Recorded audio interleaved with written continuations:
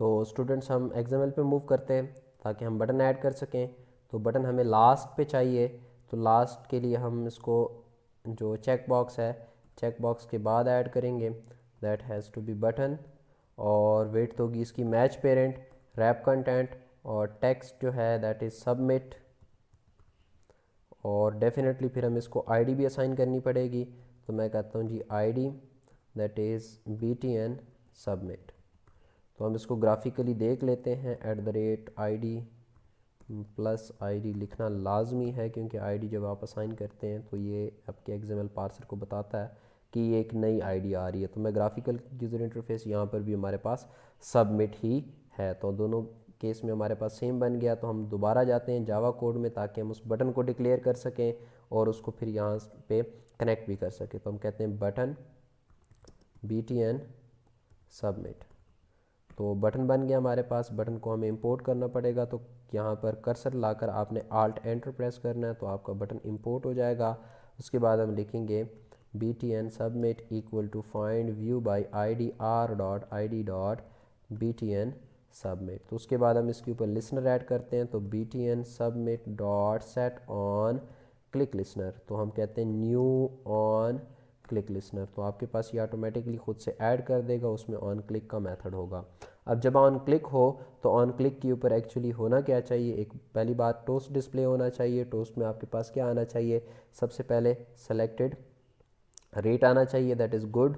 उसके बाद हमें सेलेक्टेड सजेशंस आनी चाहिए, जिसमें आप जो जो सजेशंस देंगे सारी की सारी सजेशंस आपको डिस्प्ले होनी चाहिए। तो उस पर्पज़ के लिए हम करेंगे क्या, हम यहाँ पे एक वेरिएबल बना लेते हैं, दैट इज़ स्ट्रिंग मैसेज। तो मैसेज में हम कह देते हैं दैट इज़ सेलेक्टेड रेट, क्योंकि सेलेक्टेड रेट का वर्ड आ रहा है तो सेलेक्टेड रेट हो गया। उसके बाद अगर हम बात करें तो हम रेडियो बटन की बात करेंगे, तो हम कहेंगे if RD button, that is यहाँ पे रेडियो बटन है, तो हम लिखेंगे radio button dot is checked, कि अगर ये चेक्ड है तो हमने करना क्या है, मैसेज प्लस इक्वल टू क्या करना है, हमने यहाँ पर radio button dot excellent dot get text, तो इसका हमने टेक्स्ट गेट कर लेना है। इसी तरीके से अगर पहला रेडियो बटन आपका चेक नहीं होगा, वहाँ पे इस सेलेक्टेड यूज़ होता है और यहाँ पे इस चेक्ड यूज़ होता है। तो हम कह रहे हैं कि अगर आपके पास ये चेक्ड है तो आपने मैसेज के साथ उसका टेक्स्ट ऐड कर देना है। और साथ में हम कहते हैं जी बाकी जो डेटा है वो चूँकि नेक्स्ट लाइन के ऊपर आए, तो यहाँ पे मैं प्लस करके \n भी ऐड कर देता हूँ। इस तरीके से इसी कोड को मैं कॉपी करूँगा यहाँ से, और साथ में यहाँ पे मैं कहूँगा एल्स, कि अगर पहला रेडियो बटन चेक्ड है तो दूसरे चेक करने की ज़रूरत ही नहीं है, क्योंकि हम पहले बात कर चुके हैं कि इनमें से एक होगा बाकी नहीं होंगे। तो अगर एक्सीलेंट नहीं है तो फिर हम देख लेते हैं गुड को। तो अगर गुड है तो फिर यहाँ पर आपके पास जो टेक्स्ट आना चाहिए वो कौन सा आना चाहिए, गुड वाला आना चाहिए। इसी तरीके से अगर आपके पास गुड भी नहीं है और एक्सीलेंट भी नहीं है, तो फिर पॉसिबिलिटी हो सकती है कि आपके पास ओके वाला हो।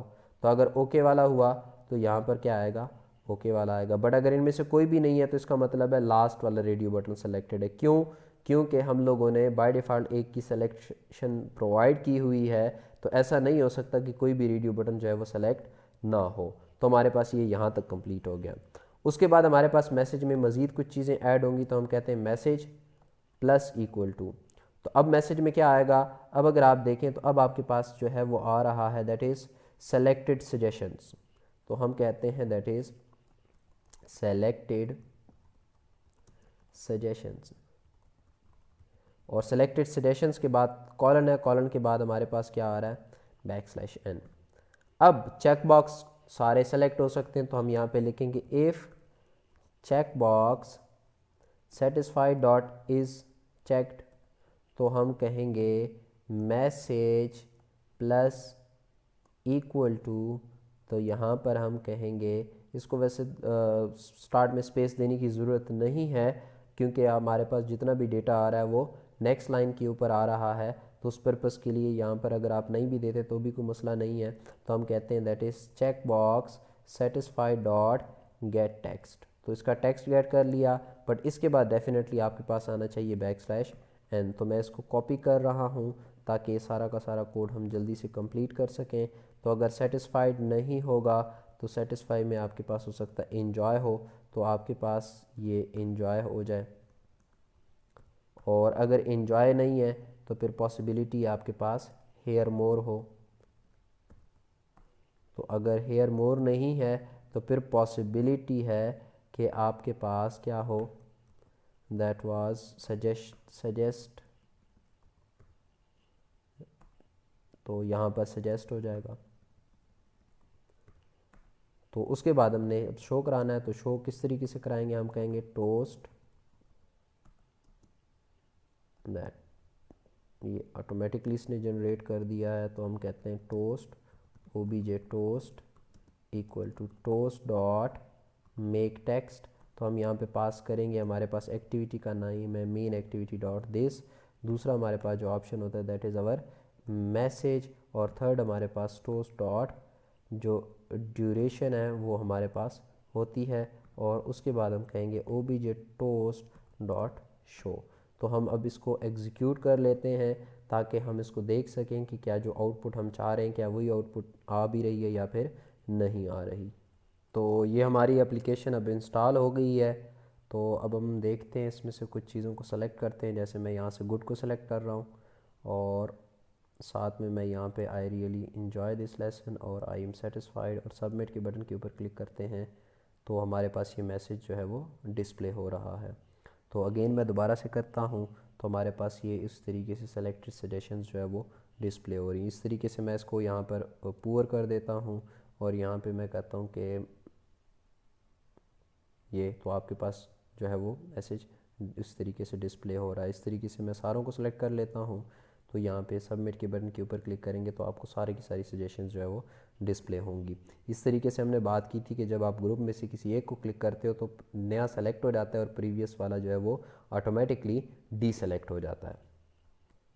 तो स्टूडेंट्स, आज के इस वीडियो लेक्चर में हम लोगों ने जो चीज़ें कवर की, हम लोगों ने रेडियो बटन को डिस्कस किया, रेडियो बटन का कोड देखा XML में, और जावा में इस तरीके से रेडियो ग्रुप को किस तरीके से यूज़ कर सकते हैं, रेडियो ग्रुप में ओरिएंटेशन किस तरीके से काम करती है, और आपके एक रेडियो ग्रुप में जो रेडियो बटन्स होते हैं उसमें से एक किस तरीके से सेलेक्ट हो सकता है, उसको देखा। फिर हमने चेक बॉक्स की बात की, चेक बॉक्स को हमने XML में उसका टैग लिखा, XML में उसको क्रिएट किया, फिर जावा के कोड में उसको एक्सेस किया, उसकी स्टेट गेट की, और उसकी स्टेट की बेस के ऊपर हमने कुछ डिसीजन जो है वो परफॉर्म किए, और लास्ट पे फिर हम इस तमाम के तमाम टास्क को परफॉर्म करने के लिए जो हमने ग्राफिकल यूज़र इंटरफेस बनाई थी उसको हमने सक्सेसफुली डेवलप भी किया और फिर उसको एग्जीक्यूट भी किया।